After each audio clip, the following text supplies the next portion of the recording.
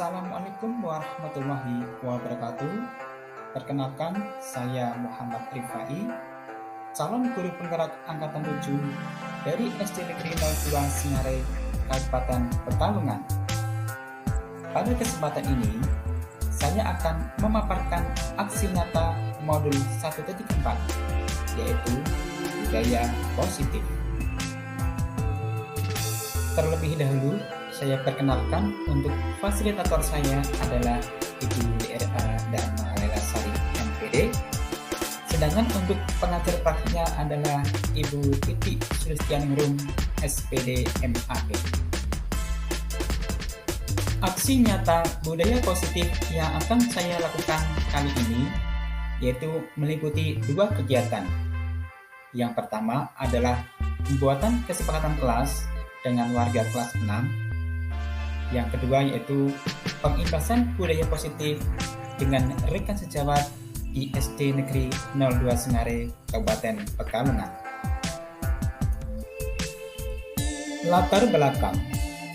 Ki Hajar Dewantara menjelaskan bahwa tujuan pendidikan adalah menuntun kodrat anak untuk mencapai keselamatan dan kebahagiaan setinggi-tingginya sebagai manusia maupun sebagai anggota masyarakat. Ki Hajar Dewantara meyakini bahwa untuk menciptakan manusia yang beradab, maka pendidikan merupakan salah satu kunci utama untuk mencapainya. Untuk menciptakan manusia yang beradab, salah satunya dengan melaksanakan budaya positif. Budaya positif adalah keyakinan dan nilai yang disepakati yang menjadi kebiasaan bersama yang akan dilakukan dalam waktu lama. Menerapkan budaya positif dapat meningkatkan kesadaran siswa dalam membentuk karakter positif. Untuk lini masa tindakannya yaitu yang pertama, berkoordinasi dengan kepala sekolah berkaitan dengan pentingnya budaya positif di sekolah serta meminta izin untuk melakukan pengimbasan kepada rekan sejawat. 2. Membuat keyakinan kelas bersama warga kelas 6. 3. Melakukan kegiatan berbagi pemahaman dengan rekan sejawat. 4. Berkoordinasi dan berkolaborasi dengan rekan sejawat untuk membuat keyakinan kelas melalui kesepakatan kelasnya masing-masing. Yang kelima yaitu memantau, merefleksi, dan mengevaluasi kesepakatan kelas yang telah dibuat. Untuk dukungan yang diharapkan adalah dari seluruh warga sekolah untuk berkolaborasi, bergotong royong, dan bergerak bersinergis dalam menciptakan serta membiasakan budaya positif di sekolah. Warga sekolah sebagai role model atau teladan bagi peserta didik dalam menanamkan budaya positif, serta dukungan dari orang tua di rumah dalam membiasakan budaya positif. Berikut adalah videonya berkaitan dengan aksi nyata saya pada modul 1.4. Untuk video yang pertama yaitu membuat kesepakatan kelas bersama warga kelas 6. Selamat pagi anak. Pagi Pak Guru. Apa kabarnya? Alhamdulillah luar biasa, tetap semangat terus belajar. Yes yes yes. Allah. Ya, hari ini seperti yang sudah Pak sampaikan kemarin, kita akan membuat kesepakatan kelas. Ya. Jadi mungkin setiap anak punya keinginan masing-masing tentang kelas kita ingin seperti apa. Ya. Oleh sebab itu, nanti setiap anak menuliskan keinginannya seperti apa demi kemajuan kelas kita. Sudah siap anak? Sudah ya. Misalkan kelas saya ingin selalu bersih, boleh. Saya ingin saling menghormati teman satu dengan yang lain, boleh. Bagaimana ya? Nanti anak tulis di kertas ini, kemudian akan kita tempel di tulis. Sudah siap?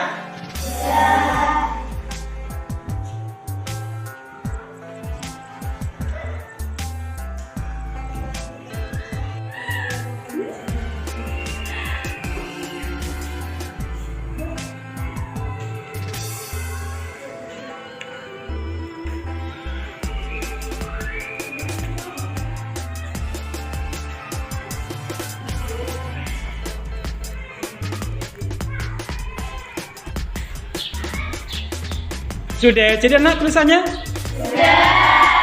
Kalau sudah jadi, sekarang anak tempelkan kartunya di papan tulis. Yuk sekarang ditempelkan. Silakan masuk ke depan.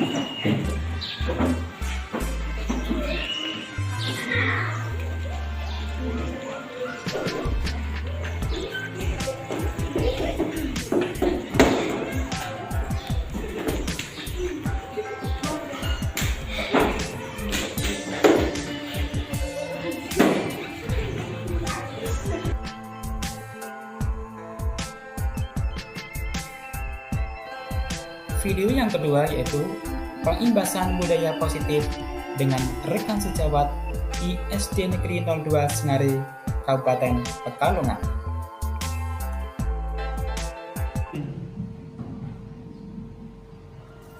Assalamualaikum warahmatullahi wabarakatuh. Yang saya hormati Bapak Sudianto SPDSD selaku Kepala Sekolah Negeri 2 Sengare, dan yang saya hormati Bapak Ibu Guru SD 2 Sengare. Pertama-tama mari kita panjatkan puji syukur kepada Allah SWT yang senantiasa melimpahkan rahmat dan hidayah kita semua, sehingga kita dapat berkumpul di sini tanpa suatu halangan apapun. Salawat dan salam senantiasa tercurahkan kepada besar kita Nabi Muhammad SAW, yang tentunya akan kita dengan sahabatnya di dunia Allah. Amin. Bapak Ibu yang saya hormati, di sini saya ingin berbagi pemahaman berkaitan dengan materi yang sudah saya pelajari pada program pendidikan calon guru penggerak angkatan 7. Di sini pada modul 1.4 ada tuntutannya untuk menyampaikan kepada rekan-rekan guru khususnya pada materi budaya positif. Jadi nanti saya ingin menyampaikan berbagi pemahaman berkaitan dengan budaya positif. Langsung saja berkaitan dengan materi. Nanti dalam budaya positif ini saya akan menyampaikan beberapa materi.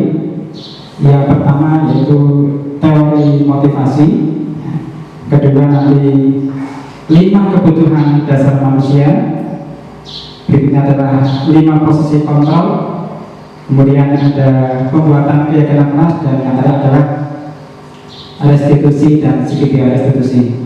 Semua itu berkaitan dengan siswa, karena kita di SD maka kaitan kita adalah dengan siswa. Bagaimana kita dalam menghadapi siswa, kalau bisa menggunakan metode-metode yang sesuai.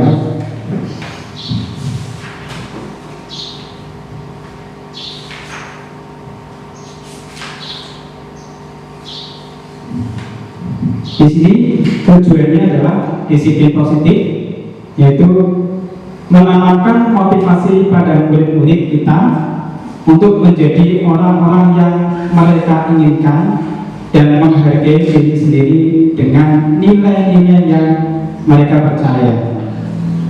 Jadi kita nanti berusaha untuk membentuk murid-murid agar menjadi murid-murid yang mandiri, bisa menghargai diri sendiri sesuai dengan nilai-nilai yang mereka percaya. Langsung ke materi yang pertama, yaitu berkaitan dengan teori motivasi. Menurut Dian Dawson dalam bukunya Restoring School Discipline menyatakan ada 3 perilaku manusia. Jadi setiap manusia bertindak itu ada 3. Perilaku yang pertama adalah untuk menghindari ketidaknyamanan atau hukuman. Ketika seorang itu melakukan sesuatu, salah satunya kemungkinan untuk menghindari ketidaknyamanan atau hukuman. Ini adalah tingkatan terendah dari motivasi perilaku manusia. Biasanya orang yang motivasi perilakunya untuk menghindari hukuman atau ketidaknyamanan akan bertanya, apa yang akan terjadi apabila saya tidak melakukannya? Misalkan ketika seseorang itu memakai helm, Dia mungkin motivasinya untuk menghindari keamanan, mungkin karena takut sama polisi, nanti takut hilang. Nah, motivasi ini bersifat eksternal karena dia melakukan itu karena takut dengan polisi, berarti dari luar motivasinya.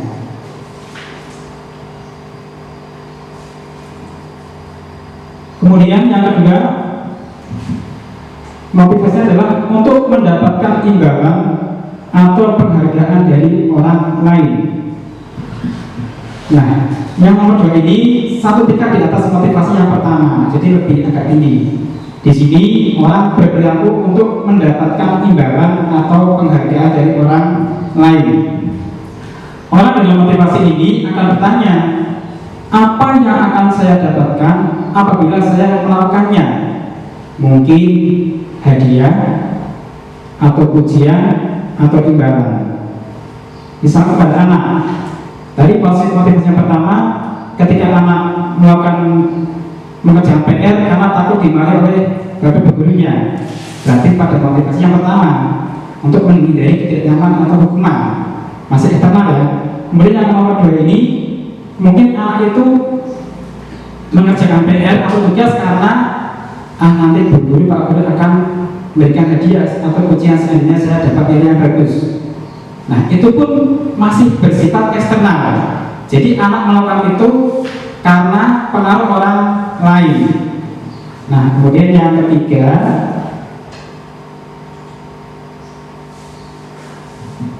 ini untuk menjadi orang yang mereka inginkan dan menghargai diri sendiri dengan nilai-nilai yang mereka percaya. Orang dengan motivasi ini akan bertanya, akan menjadi orang yang seperti apa bila saya melakukannya? Mereka melakukan sesuatu karena nilai-nilai yang mereka yakini dan hargai, dan mereka melakukan karena mereka ingin menjadi orang yang melakukan nilai-nilai yang mereka yakini tersebut. Ini adalah motivasi yang akan membuat seseorang memiliki disiplin positif karena motivasi berperilakunya bersifat internal. Jadi ketika orang memakai helm itu karena sadar akan dirinya bahwa ini untuk keselamatan saya, bukan karena takut dengan polisi atau yang lainnya. Kalau seperti itu berarti motivasi orang itu dari dalam dengan kesadaran sendiri untuk melakukannya tanpa dipaksa oleh orang lain, karena tahu bahwa helm ini akan melindungi kita dari segala sesuatu yang membahayakan. Begitu juga anak, ketika anak itu mengerjakan tugas, rajin, kemudian melakukan peraturan sekolah, karena sadar bahwa saya harus melakukan ini karena saya ingin jadi anak yang pandai, saya jadi anak yang pintar. Jadi anak itu melakukan dengan kesadaran sendiri. Nah, motivasi ini bersifat internal karena tumbuh dari dalam anak itu sendiri. Nah, kita harapkan nanti murid-murid kita itu yang nomor 3 ini Bapak Ibu. Jadi bukan karena dipaksa, bukan karena ingin mendapatkan sesuatu, tapi betul-betul bagaimana cara menumbuhkan apa yang harus dilakukan itu betul-betul dari dalam diri sendiri. Ini agak sulit nanti agar anak itu betul-betul melakukannya dengan kesadaran sendiri tanpa pengaruh dari orang lain. Itu berkaitan dengan teori motivasi. Berikutnya adalah tentang kebutuhan 5 kebutuhan dasar manusia. Ada 5 kebutuhan dasar manusia. Yang pertama adalah kebutuhan bertahan hidup atau survival. Kemudian yang kedua adalah kasih sayang dan rasa diterima atau love and belonging. Yang ketiga adalah kebebasan, freedom. 4, kesenangan atau fun. Dan yang kelima adalah penguasaan atau power. Jadi Bapak Ibu, kita lingkupnya karena ini dasar kebutuhan dasar manusia, tapi ini lingkupnya sekolah berarti ke siswa, ya, ke siswa. Setiap anak melakukan sesuatu itu ada alasannya. baik mungkin dia melanggar peraturan, melakukan hal-hal yang tidak diinginkan oleh bapak ibu gurunya, pasti ada alasannya. Tidak mungkin tidak ada alasannya. Nah, kemungkinan alasan-alasan itu ada di 5 ini, ada di 5 kebutuhan dasar manusia.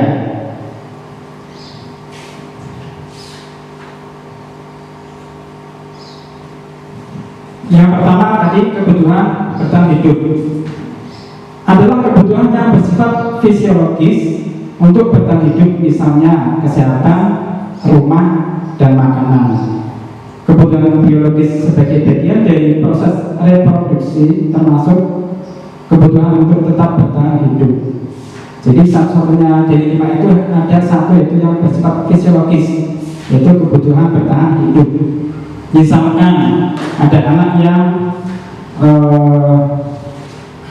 merebut makanan temannya, dia berarti melakukan hal yang negatif. Kemungkinan anak itu kalau ditanya kenapa kamu merebut makanan teman kamu, karena saya lapar.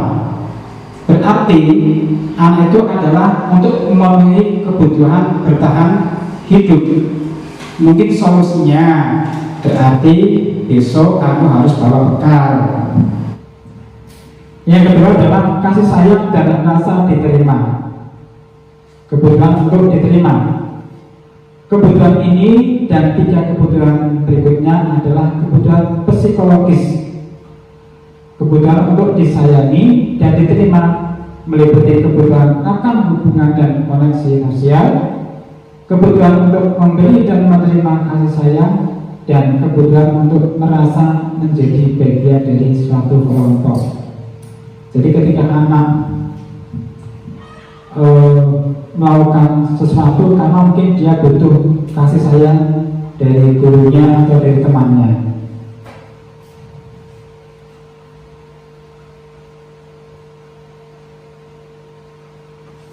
Yang ketiga adalah penguasaan. Kebutuhan ini berhubungan dengan kekuatan untuk mencapai sesuatu, menjadi kompeten, menjadi terampil, diakui atas prestasi dan keterampilan kita, didengarkan untuk memiliki rasa harga diri. Anak-anak yang memiliki kebutuhan dasar akan penguasaan yang tinggi biasanya selalu ingin menjadi pemimpin. Kadang ketika di kelas, anak tersebut melakukan tindakan menyakiti atau melakukan sesuatu yang menyebabkan temannya terganggu. Mungkin dia anak tersebut karena ingin memenuhi kebutuhannya yaitu tentang penguasaan. Jadi dia merasa paling hebat, merasa paling pintar, sehingga menekan temannya untuk sesuai yang diharapkan. Ketika ada seperti itu, berarti anak itu sedang memenuhi kebutuhannya, yaitu berkaitan dengan penguasaan. Yang keempat adalah kebebasan. Kebutuhan untuk bebas adalah kebutuhan akan kemandirian, otonomi, memiliki pilihan dan mampu mengendalikan arah hidup seseorang. Anak-anak dengan kebutuhan kebebasan yang tinggi menginginkan pilihan. Mereka perlu banyak bergerak, suka mencoba-coba, tidak terlalu terpengaruh orang lain, dan senang mencoba hal baru dan menarik. Kadang ketika anak itu di dalam kelas malas untuk mengikuti pembelajaran atau bermain sendiri, kemungkinan anak itu merasa bosan karena apa yang kita sampaikan di dalam kelas itu kurang menarik bagi siswa tersebut. Mungkin ketika mengajar belum menggunakan pembelajaran yang menarik, belum menggunakan media atau metode yang menarik, sehingga anak merasa bosan, sehingga malas untuk mengikuti pembelajaran, sehingga anak tersebut sedang memenuhi kebutuhannya berkaitan dengan kebebasan.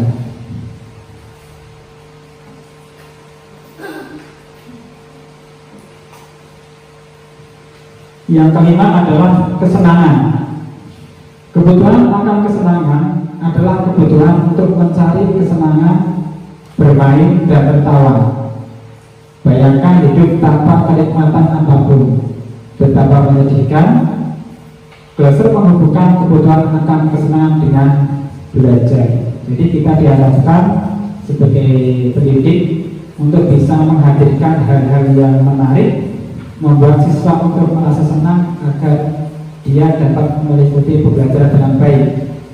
Kalau Bapak Ibu sudah memberikan pembelajaran yang menarik, membuat siswa senang, nyaman, maka murid pun akan dapat mengikuti pelajaran dengan lebih aktif.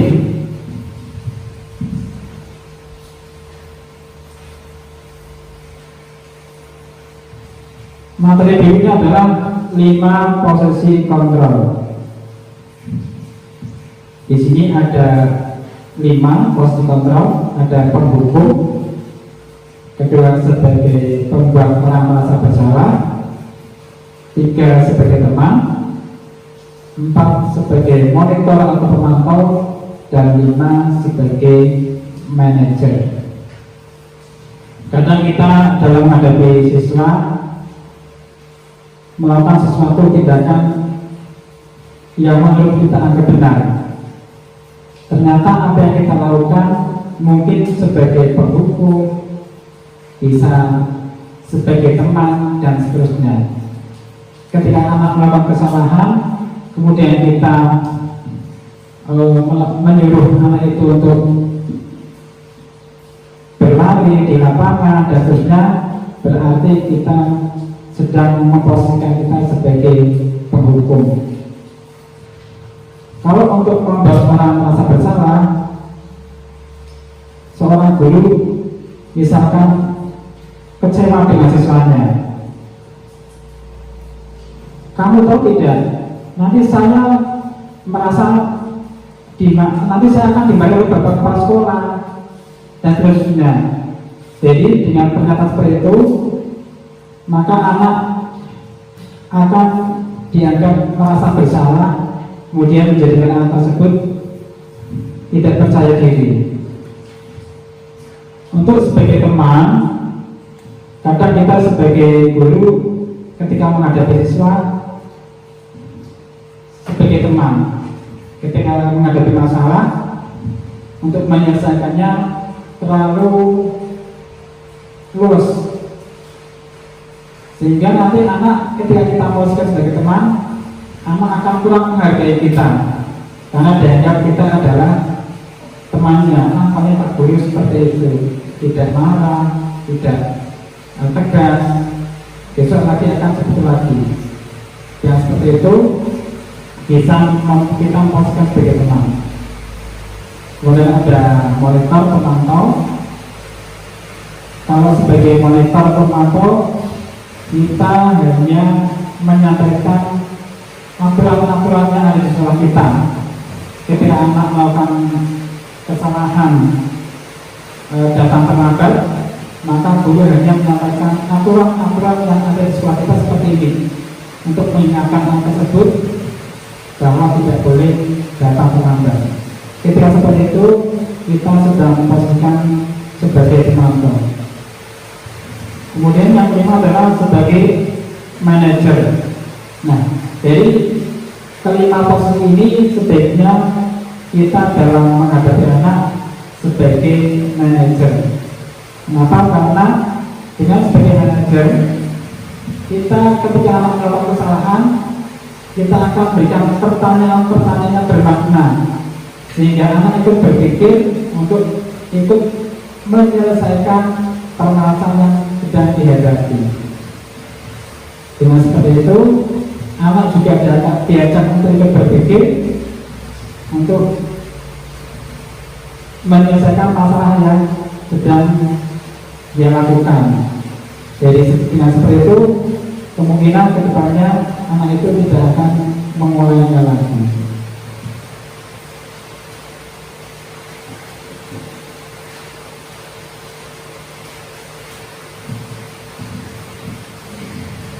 Berikutnya adalah tentang keyakinan kelas. Keyakinan yaitu nilai-nilai kebajikan universal yang disepakati secara tersirat dan tersurat, lepas dari latar belakang suku, negara, bahasa maupun agama. Seseorang akan lebih tergerak dan bersemangat untuk menjalankan keyakinannya daripada hanya sekedar mengikuti serangkaian peraturan tertulis tanpa makna. Jadi kenapa kok tidak menggunakan aturan kelas? Karena aturan kelas sudah dibuat oleh bapak ibu guru atau dari pihak sekolah, sehingga ketika anak masuk ke kelas, anak tersebut sudah dibekali dengan banyak peraturan-peraturan, sehingga dia merasa tertekan dengan harus mengikuti aturan-aturan yang ada. Ketika kita hadirkan kesepakatan kelas atau kegiatan kelas, maka aturan-aturan itu kita libatkan anak untuk ikut membuatnya. Bagaimana kira-kira caranya? Ya, kita tunjukkan dulu nilai-nilai kebajikan yang universal yang diakui oleh semua elemen. Misalkan kita harus saling menghargai dan menghormati antara teman dan yang lainnya, atau kita harus datang tepat waktu. Nah, setelah kita tunjukkan nilai-nilai kebajikan tersebut, kita ajak anak untuk ikut berpikir kira-kira apa yang akan kita lakukan agar menjadikan kelas kita menjadi lebih baik. Nah, anak nanti bisa disuruh untuk menulis sesuai dengan pendapat mereka.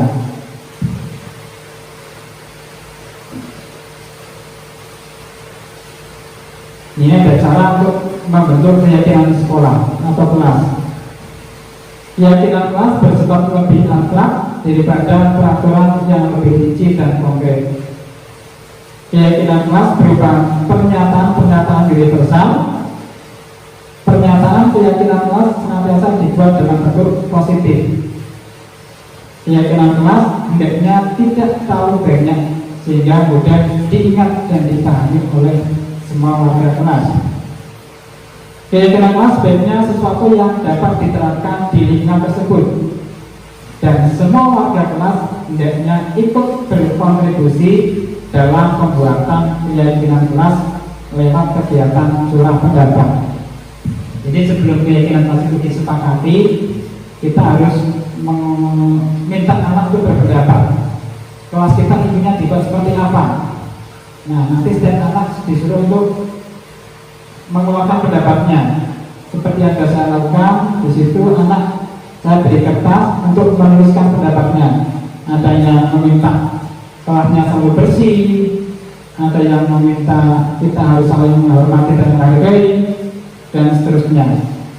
Jadi usulan anak-anak tersebut kita kerucutkan untuk menjadi beberapa poin saja. Jadi tidak bisa semua anak dibuat, usulan anak itu dibuat menjadi kesepakatan kelas, nanti terlalu banyak. Misalkan yang suka mengusulkan tentang kelas harus rapi, maka bisa dibuat keyakinan kelas, yaitu kami bersepakat untuk menjaga kebersihan dan kerapian kelas. Nah, ketika anak itu melakukan tindakan yang salah, karena itu sudah menjadi sebuah kesepakatan kelas, maka kita tinggal mengingatkan saja. Atau ketika sudah disepakati bahwa kita harus saling menghargai dan menghormati sesama teman, kadang di dalam kelas itu terjadi keributan antara satu dengan yang lain, saling mengejek.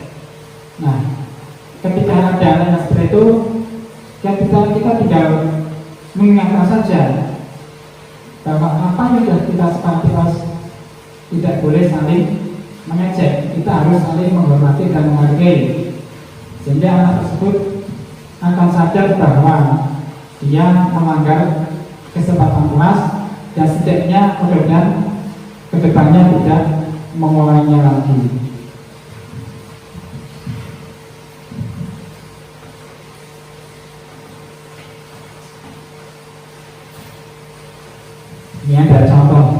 keyakinan kelas.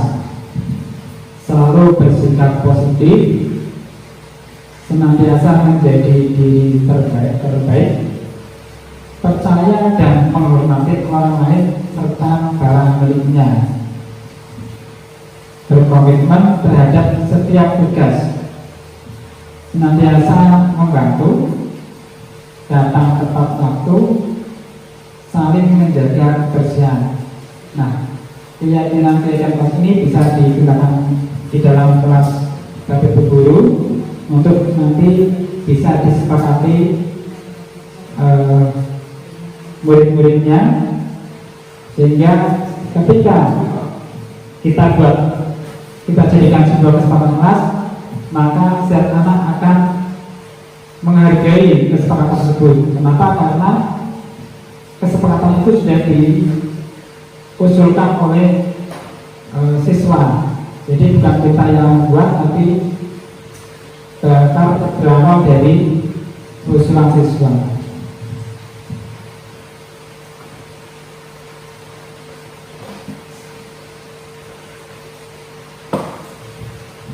Materi berikutnya adalah restitusi. Apa itu restitusi? Ini juga bagian dari untuk membuat budaya positif di sekolah atau di kelas.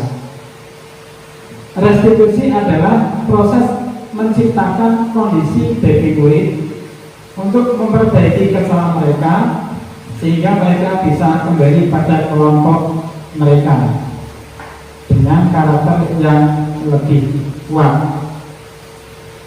Restitusi juga adalah proses kolaboratif yang mengajarkan murid untuk mencari solusi untuk masalah dan membantu murid berpikir tentang orang seperti apa yang mereka inginkan dan bagaimana mereka harus memperlakukan orang lain.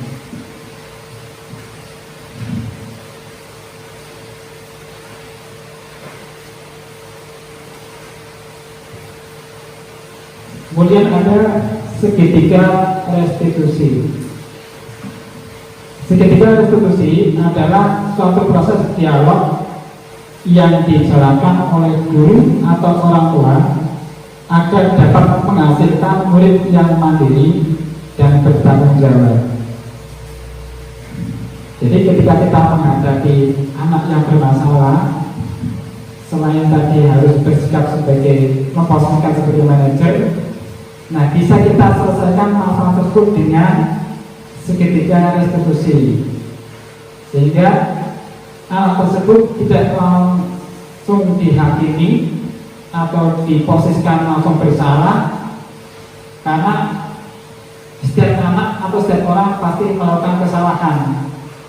Nah, untuk langkah-langkahnya segitiga restitusi, yaitu yang pertama menstabilkan identitas, yang kedua adalah memvalidasi tindakan yang salah, yang ketiga menanyakan keyakinan agar lebih memahami.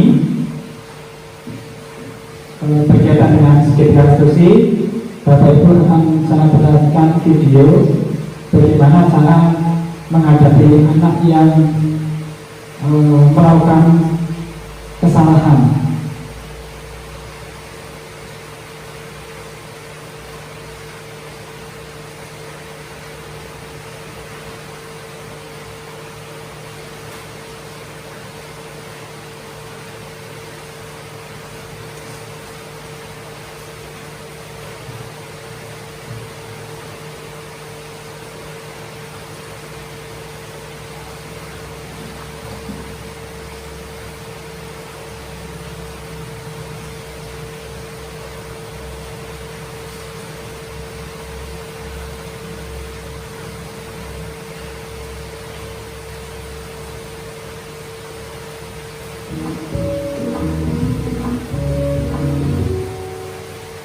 Kalau menggunakan dia,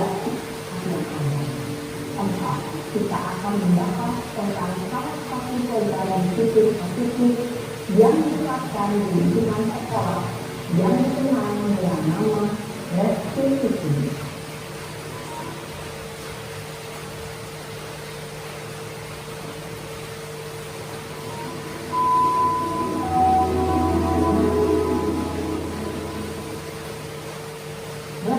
digunakan dalam asas pendidikan dan dosen, berlandaskan pada teori kontrol dosen ilmu. Segitiga restitusi adalah suatu proses dialog yang dijalankan oleh guru atau orang tua agar dapat menghasilkan guru yang mandiri dan bertanggung jawab. Pada saat guru di posisi manajer, aspek yang dikembangkan pada guru adalah motivasi intuitif, sehingga pengalaman nilai-nilai kebajikan dapat tumbuh dan berkembang menjadi suatu kebiasaan positif yang akhirnya membentuk karakter diri. Proses dialog ini terdiri dari 3 langkah yang digambarkan pada ketiga sisi pada segitiga restitusi. Sisi pertama adalah menstabilkan identitas. Sisi yang kedua adalah kalkulasi tindakan yang salah. Dan sisi yang ketiga adalah menanyakan keyakinan. Ibu dan bapak guru berikut ini akan menunjukkan bagaimana seorang guru berada dalam posisi manajer menggunakan penerapan segitiga restitusi. Ya, contoh memahami kasus dengan segitiga restitusi.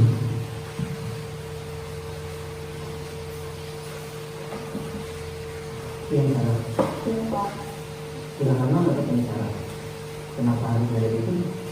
Betul Pak, betul banget. Masa aku bisa kayak tukang urusan Pak? Ya aku marah Pak. Aku baik kayak urusan Pak. Betul banget. Oh begitu. Yang pasti kamu marah yang besar. Bapak juga akan marah apabila ada yang menuduh bapak seperti itu.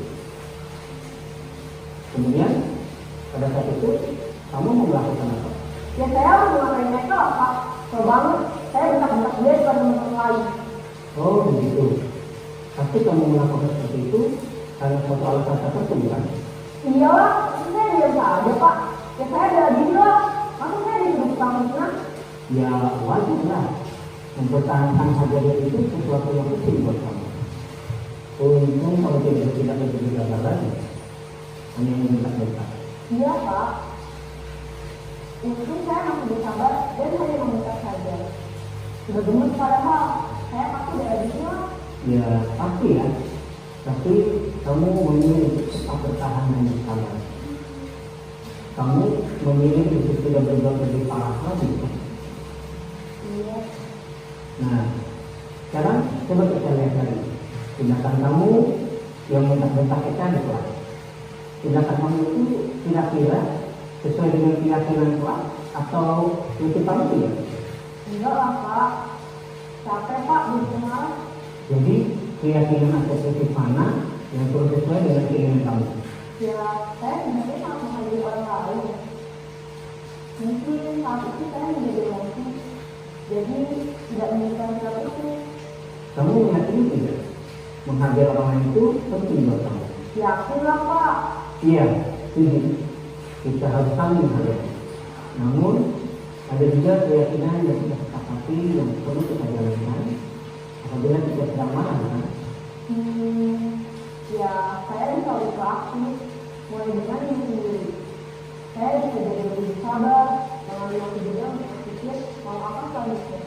Kira-kira kamu bersedia memperbaiki masalah ini tidak? Bersedia Pak. Kalau kamu memperbaiki masalah ini, kamu akan menjadi orang seperti apa? Saya akan menjadi orang yang bertanggung jawab kali ya Pak. Dan masih satu aku. Iya, menurut kamu bagaimana rasanya menjadi orang seperti itu?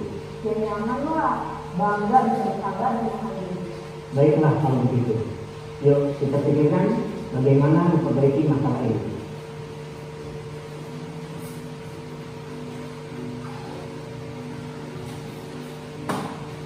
Ibu dan bapak guru hebat. Baru saja kita menyaksikan contoh bagaimana seorang guru berada dalam posisi manajer menggunakan penerapan segitiga restitusi. Mari kita bahas satu persatu. Pada sisi pertama, menstabilkan identitas berdasarkan pada prinsip bahwa membuat kesalahan adalah bagian dari proses pembelajaran. Sisi pertama dari segitiga ini berperan menggeser identitas milik dari identitas belajar ke identitas sukses. Murid yang sedang bertingkah laku yang tidak pantas atau menarik diri saat itu sedang mengalami identitas gagal. Bila kita mengikutinya, maka posisinya tidak akan berubah. Kita bisa mengajukan pernyataan-pernyataan ini. 1. Membuat kesalahan sesuatu yang wajar. 2. Manusia tidak ada yang sempurna. 3. Kita bisa memperbaiki masalah ini. 4. Saya tidak menanyakan kesalahannya. Saya lebih fokus bagaimana memperbaiki masalah. Ya, pada posisi yang pertama, ketika ada anak yang bermasalah, yaitu yang pertama adalah menstabilkan identitas itu. Jadi tidak langsung kita posisikan anak adalah pelaku utama yang bersalah. Ya. Jadi kita bisa tanyakan misalkan, ya membuat kesalahan itu sebetulnya wajar. Jadi memang prinsipnya tidak ada manusia yang sempurna. Setiap orang pasti melakukan kesalahan.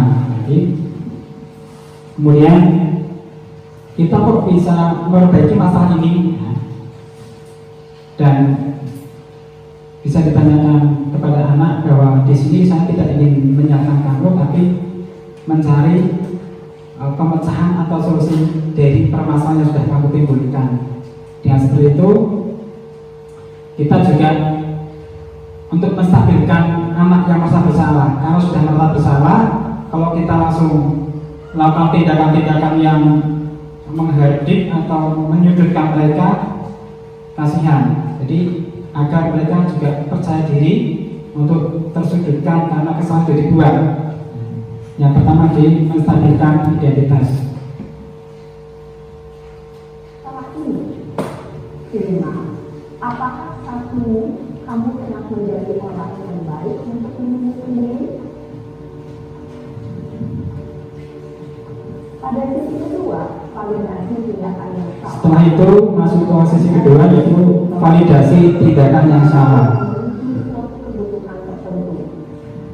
Guru yang telah memahami teori kontrol akan bergeser dari pemikiran stimulus respon menjadi proaktif dan mencoba untuk mengenali tujuan dari perilaku murid, mengenali dan memahami kebutuhan murid ini dapat memperbaiki hubungan dengan murid tersebut. Pernyataan atau pertanyaan bisa disampaikan dengan nada suara tidak menghakimi atau menentukan, sehingga dapat mengembalikan murid pada posisi positif. 1. Kamu bisa saja bertindak lebih gegabah lebih dari ini. 2. Kamu bisa melakukannya tanpa suatu alasan tertentu. 3. Kamu melakukannya karena mempertahankan sesuatu yang penting bagimu. 4. Mungkin kamu bisa mempelajari suatu perilaku baru yang lebih efektif. Ya, setelah tadi memvalidasi tindakan yang salah, yaitu dengan cara mengajukan pertanyaan-pertanyaan, misalkan, untung kamu tidak melakukan hal-hal yang lebih baik dari itu, ya. Atau melakukan dengan pertanyaan, mungkin kamu melakukan itu karena ingin mempertahankan sesuatu yang kamu harapkan.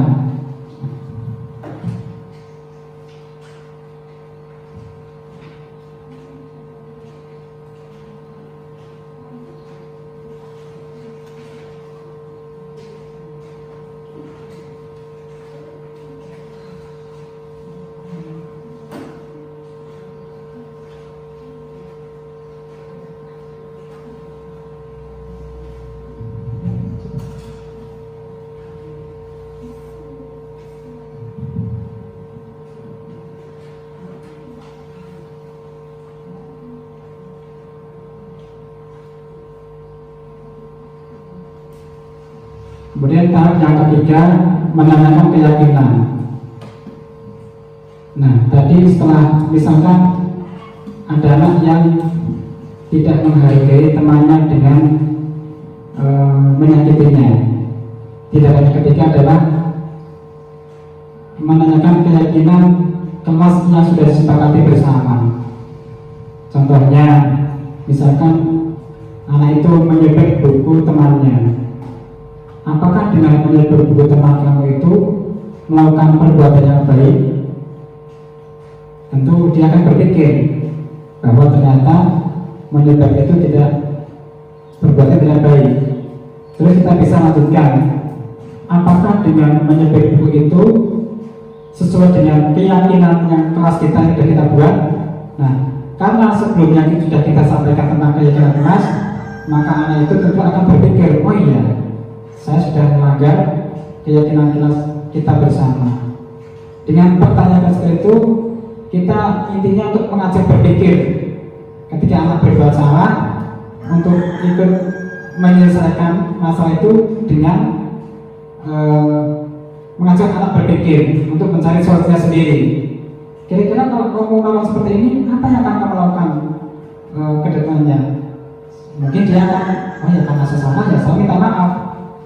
Jadi intinya ketika anak itu melakukan kesalahan, kita tidak sendiri yang membuat tahapan-tahapan sampai dia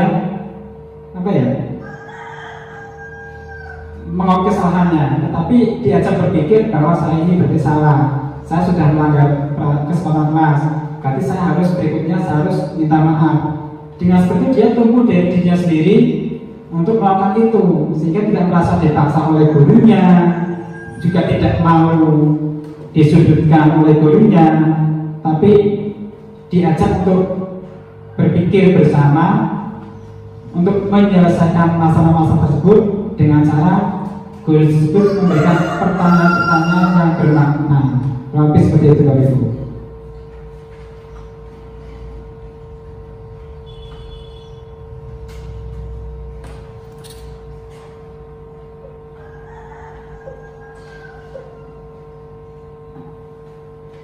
Ini tadi ya, lebih jelasnya di sini ada tahapannya.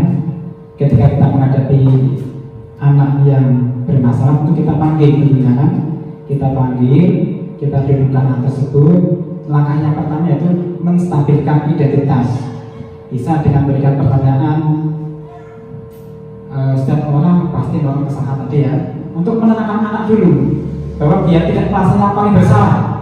Oh iya, ternyata orang pun juga melakukan kesalahan, saya juga melakukan kesalahan. Nah, kemudian setelah itu kita ke tahap yang kedua, validasi tindakan yang salah. Kita tanyakan, oh kamu tentu punya alasannya, mengapa kamu berbuat seperti itu? Misalnya bahkan saya kesal, saya ini dan sebagainya. Jadi setiap anak melakukan sesuatu itu pasti ada alasannya. Entah itu alasan yang bisa dinalar atau alasan yang seperti apa, sehingga kita harus tahu juga alasannya apa. Kemudian berikutnya yang terakhir adalah menanyakan keyakinan. Ya tadi berkaitan dengan kesepakatan kelas atau keyakinan kelas yang sudah dibuat oleh antara siswa dan guru. Di antaranya pasti ketika anak melanggar sesuatu pasti dikaitkan dengan kesepakatan kelas kita. Kita tanyakan apakah sudah sesuai dengan kesepakatan kelas yang sudah kita sepakati. Kalau peraturan kan dia tidak merasa menyepakati, peraturan yang buat adalah sekolah. Jadi bukan usulan dari anak-anak sendiri.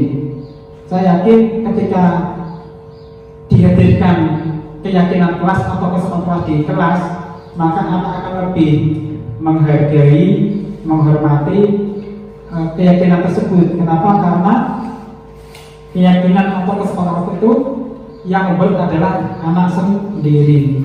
Jadi tidak mungkin kalau saya melanggar aturan itu, saya dan pun melanggar, kita tidak ingatkan, yuk kesepakatan kita itu seperti apa.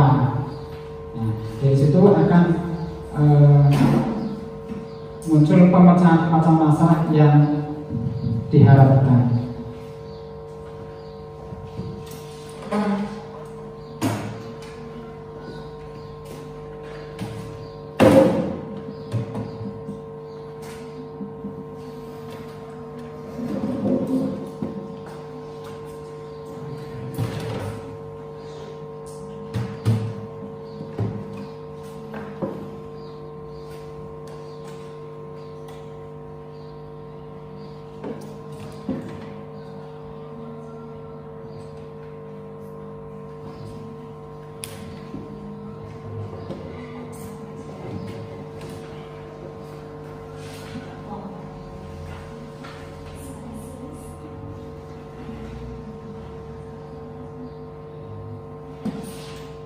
Ini baru tadi berkaitan dengan 5 posisi kontrol. Ketika kita sebagai penghukum, guru akan berbuat misalkan menghardik, menunjuk-nunjuk, mungkin menyakiti, menyindir. Kalau sudah bersikap seperti itu, berarti kita sebagai penghukum. Kalau kamu tidak melakukan, awas ya, rasakan dan seterusnya. Berarti walaupun tidak menghukum secara fisik, tetapi kita sudah mengancam, termasuk bagian dari menghukum. Nah, tadi, kalau kamu tidak melakukannya, awas ya, rasakan nanti dan sebagainya. Ini seperti itu. Nah, hasilnya apa? Maka anak akan memberontak, ya. Kemudian menyalahkan orang lain. Kaitan dengan dunia berkualitas, murid meletakkan guru di luar dunia berkualitasnya. Kemudian murid berkata, biarkan saja, nanti juga marah-marah lagi dan seterusnya. Dampak pada anak atau murid akan mengulangi kesalahannya. Ternyata ketika kita menghukum, bukan membuat jerah, kemungkinan justru anak akan mengulangi kesalahannya. Langsung saja kita misalkan memposisikan sebagai manajer, karena menjadi 5 posisi kontrol tadi yang terbaik adalah sebagai manajer.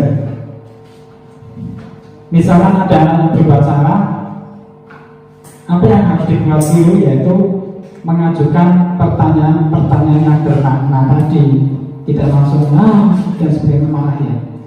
Kemudian guru berkata, apa yang kita yakini tadi ya, berkaitan kesepakatan kelas, apa yang bisa kamu kerjakan untuk memperbaiki masalah ini.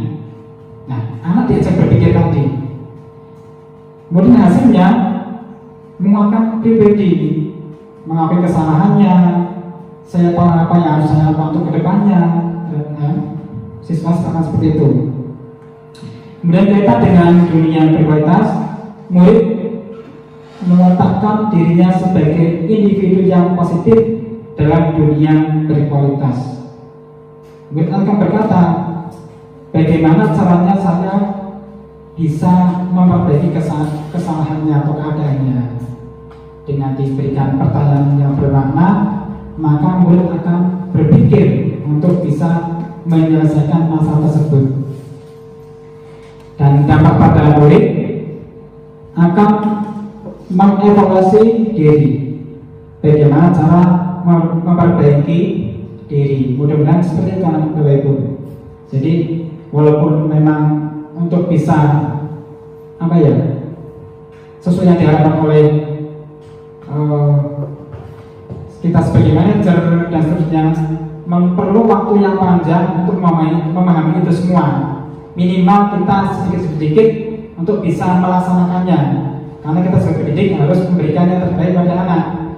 Karena menurut Ki Hajar Dewantara itu bahwa murid adalah pusat, ya, student center. Jadi bukan lagi guru sebagai pusat pembelajaran, tapi murid. Dan menurut Ki Hajar Dewantara tadi bahwa guru harus menghamba pada anak. Ini sesuatu yang luar biasa, Bapak Ibu. Ini pemikiran Ki Hajar Dewantara seperti itu, bahwa harus menghamba pada anak. Artinya bahwa kita itu sebagai pelayan anak, sebagai pelayan murid, harus memberikan yang terbaik. Bagaimana anak itu bisa berkembang sesuai dengan kodratnya, ya, kodrat zaman. Artinya kodrat alam dan kodrat zaman. Kodrat alam itu berarti setiap anak sudah membawa karakter masing-masing, karena tidak mungkin diibaratkan dengan seorang petani, ya. Guru itu ibaratnya petani, kemudian murid adalah bibit padinya, dan sekolah adalah ladangnya. Kita misalkan menanam bibit padi, ya, kita tidak bisa memaksa bibit padi itu tumbuh menjadi jagung, karena suatu hal yang tidak mungkin. Artinya anak itu sudah membawa karakter masing-masing, yang dapat kita lakukan? Seorang petani hanya bisa merawatnya, memberikan pupuk agar bisa tumbuh dengan baik, memberikan obat agar tidak muncul hama-hama berikutnya. Nah, hanya bisanya seperti itu Bapak Ibu. Jadi anak itu sudah membawa karakteristik masing-masing sesuai alamnya. Mungkin ada yang pemalu, pendiam, atau pemarah, atau cerdas, atau kurang cerdas. Jadi sudah membawa karakter masing-masing. Karena setiap anak unik, berbeda-beda. Nah, apa yang dapat kita lakukan? Ya tadi kita hanya bisa memberikan merawatnya, memberikan pelajaran baik sesuai dengan konteks alam. Kemudian sesuai dengan konteks zaman, artinya anak itu hidup yang kita hadapi anak sekarang adalah anak yang hidup di abad 21, berbeda dengan anak yang hidup pada saat zaman penjajahan. Itu akan berbeda jauh.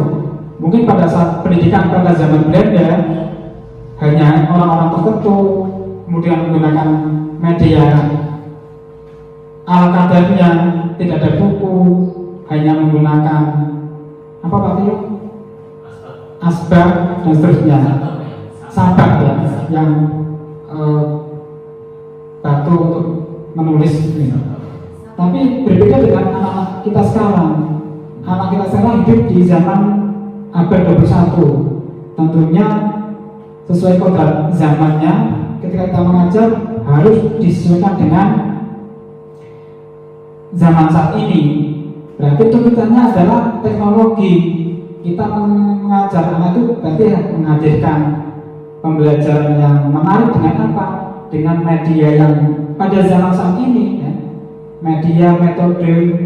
Kalau saat ini sudah mengajar menggunakan proyektor, menggunakan apalagi itu kira-kira tab ya, bahkan HP, handphone ya, itu kita arahkan ke situ anak-anak. Anak lebih suka pegang HP, maka kita arahkan pembelajaran lewat HP. Tapi tentunya dengan pengawasan yang luar biasa ketika anak disuruh membawa HP ke sekolah. Kadang ketika murid saya tanya keinginan apa, keinginannya dia membawa HP ke sekolah. Ya dari situ kita ambil manfaatnya. Boleh menggunakan HP ke sekolah, tapi tentu kita harus sebagai pengendali. Misalkan anak bawa HP ke sekolah untuk apa? Untuk mengerjakan soal ulangan menggunakan Google Form, ya kan? Bisa diakses di HP-nya masing-masing. Nah, itu luar biasa. Kalau pembelajaran hanya ceramah dan ceramah sudah tidak masuk untuk anak abad 21, maka kita ikuti dengan pembelajaran yang lebih menarik menggunakan media yang menarik, misalkan tadi proyektor menampilkan gambar, video, sehingga akan membantu anak untuk cepat memahami pelajaran yang kita sampaikan. Mungkin pada zaman saya dulu kita disuruh menulis ke Pak Polis, bukunya diserahkan oleh sekretaris, ini nanti tulis ya, rusak papan tulis, busuk mana, ganti mana, nulis mana. Ini waktu saya seperti itu, tidak memperkenalkan alat-alat canggih saat ini. Ya pintar nulis sampai kesel ya, itu karena kegiatan nulis terus. Nanti terus ya dari sini sampai sini nulis terus. Nah, hal seperti itu yang tidak bisa kita terapkan di zaman saat ini. Serba teknologi, anak lebih suka main game, main handphone dan seterusnya. Atau pembelajaran kita alihkan ke game dan seterusnya. Yaitu sesuai tuntutan zaman tentu menjadi PR buat pendidik untuk bisa memberikan pembelajaran yang menarik. Betul Bapak Ibu.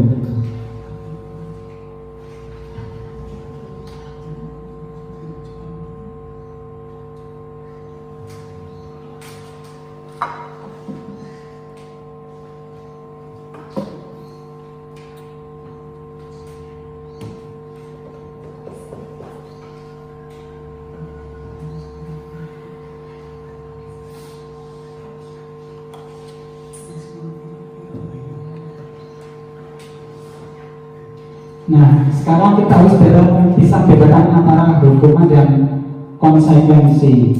Jadi kalau bisa kita jangan berikan hukuman, minimal konsekuensi.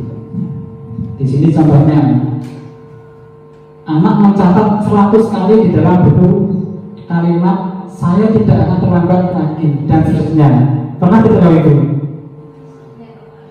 Pernah mungkin ya? Pernah kita lakukan gitu ya? Ternyata ini maksudnya hukuman loh itu.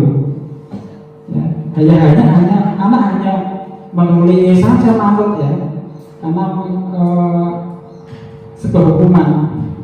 Kalau bisa kita berikan jangan hukuman yang mendidik. Nah, kalau konsekuensi itu apa? Misalkan menggantikan kertas tugas teman yang telah dicoret-coret. Nah, ini konsekuensi karena ya kalau mengubah kertas temannya konsekuensinya mengganti, itu beda dengan hukuman. Nah, seperti itu. Atau membersihkan tumpahan air di meja tulis karena tersenggol pada saat belajar. Ini juga bukan, coba ada anak sedang bermain, belajar, kemudian airnya tumpah, ya. Kamu bersihkan itu bukan hukuman kalau itu sebuah konsekuensi bahwa kelas kan selalu bersih kan. Kalau tumpah ya harus bertanggung jawab untuk membersihkannya. Itu berkaitan dengan konsekuensi dan hukuman. Kita bahas sedikit. Nah, ini cara untuk memberikan apresiasi berkaitan dengan nilai kebajikan. Misalkan tadi yang Pak Guru sudah sampaikan ya,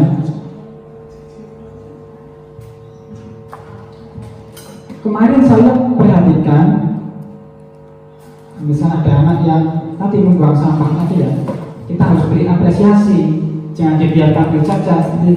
Seperti yang tadi di kantor itu waktu di Jawa Timur ada anak seperti itu, tapi tidak ada guru satupun yang mengapresiasi atau memperhatikannya. Artinya dengan saudara tuh, ya seperti itu Bapak Ibu. Jadi sekecil apapun yang dilakukan oleh siswa atau ada hal-hal yang dilakukan siswa, kita apresiasi, kita perhatikan satu persatu. Setiap anak harus mendapatkan hak yang sama, perhatian sama.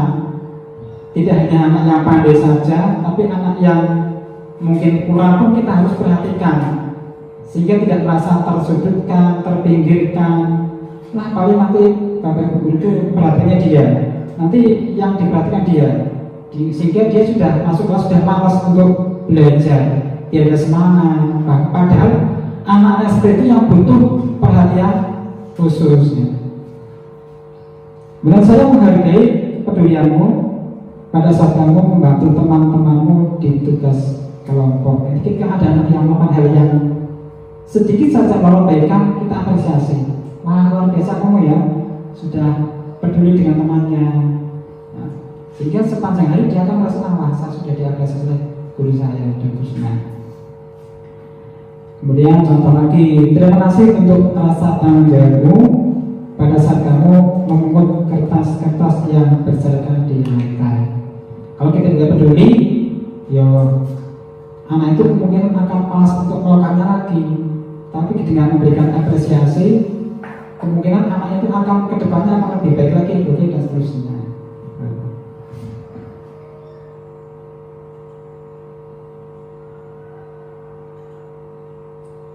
Nah, ini abaikan gambarnya Bapak ya. Ini pas Fitcon kemarin saya screenshot dari pemateri dihukum oleh penghargaan. Ini menarik sehingga saya screenshot, tapi sayangnya iklannya tidak hanya materi tapi semuanya, jadi muncul gambar-gambar di situ. Ternyata penghargaan itu sebuah hukuman, artinya yang menjadikan anak tidak bisa berkembang. Ini pengaruh jangka pendek dan jangka panjangnya. Kalau penghargaan ternyata hanya berpengaruh jangka pendek. Misalkan apa ya contohnya? Itu diberi hadiah oleh gurunya karena telah berbuat baik, sehingga dia ingin melakukannya itu karena mengharapkan hadiah tadi, bukan kesadaran dari hatinya untuk atau dari internalnya untuk berbuat baik ya. Hanya jangka pendek. Penghargaan menghukum, penghargaan mengurangi ketepatan, penghargaan tidak efektif, dan penghargaan merusak hubungan. Nah, penghargaan pun tidak baik kalau Ibu. Mendingan kita penghargaan tidak berupa benda kebarang, tapi berupa motivasi tadi. Kenapa? Karena kalau kita sering berikan penghargaan berupa benda atau apa ya, itu justru anak dalam melakukannya nanti karena ada embel-embel ingin dihargai, bukan tumbuh dari dalam dirinya sendiri. Karena itu masih menggunakan motivasi eksternal, bukan motivasi internal yang tumbuh dari diri sendiri.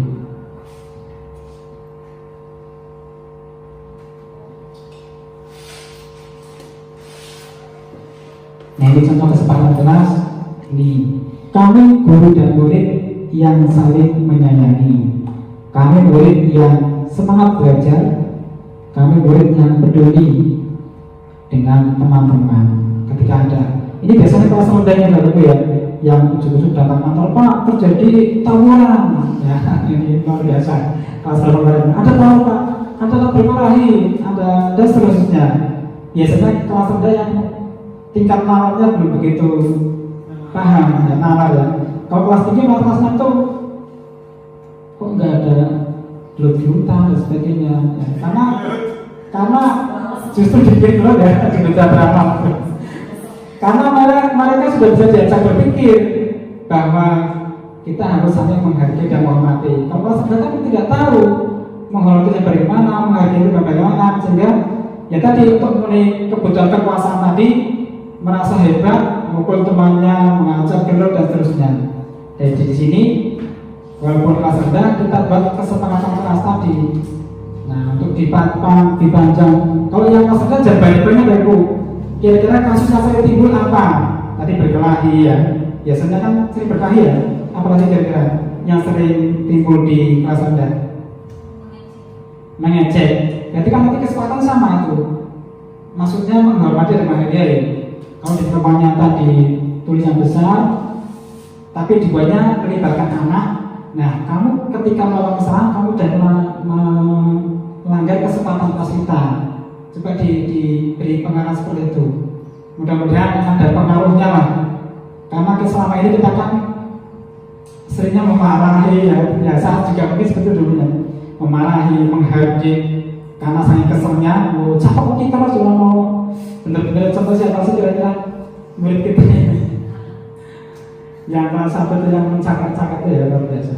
Itu perlu diberi pemberitahuan yang lebih berkaitan dengan kesempatan kelas.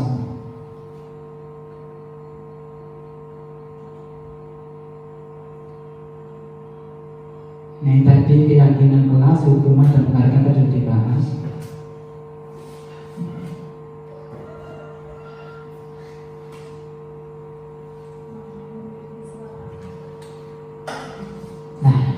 Akhirnya selesai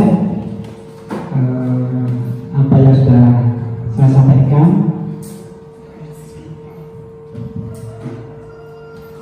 Terima kasih saya ucapkan kepada Bapak Ibu yang sudah mau mengikuti tugas saya untuk menyampaikan pemahaman materi yang saya pelajari pada program Guru Penggerak.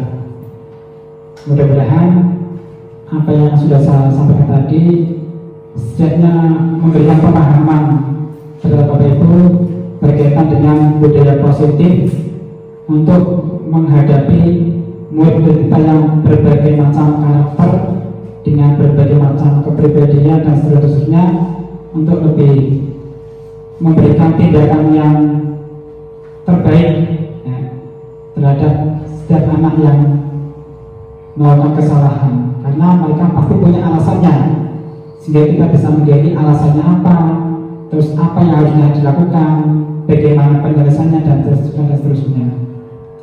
Dan mohon maaf apabila dan saya telah menyampaikan kurang tertata dan banyak kata-kata yang mungkin kurang pas atau menyinggung Bapak Ibu semuanya, sekali lagi saya mohon maaf. Demikian yang dapat saya sampaikan. Terima kasih. Saya akhiri. Wassalamualaikum warahmatullahi wabarakatuh. Demikian aksi nyata saya berkaitan dengan budaya positif. Terima kasih. Salam guru penggerak. Wassalamualaikum warahmatullahi wabarakatuh.